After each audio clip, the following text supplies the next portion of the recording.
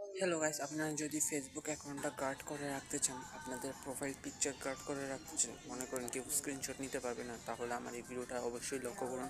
আপনারা দেখতে পাবেন কিভাবে ফেসবুক অ্যাকাউন্ট গার্ড করে রাখতে পারেন। ভিডিওটা ফুল ওয়াচ করবেন। ধন্যবাদ। সোজা আপনাদের ফেসবুক অ্যাকাউন্টে চলে যান। ফেসবুক অ্যাকাউন্টে যাওয়ার পর আপনাদের প্রোফাইলে আসুন।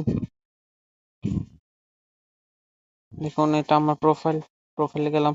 প্রোফাইলে যাওয়ার পর আপনারা এখানে ক্লিক করুন। আমারটা এখানে অন করা রয়েছে,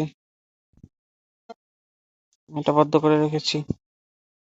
এবার আমি অন করব। এখানে যান, সবার নিচে দেখুন turn on the profile picture guard, এখানে ক্লিক করুন।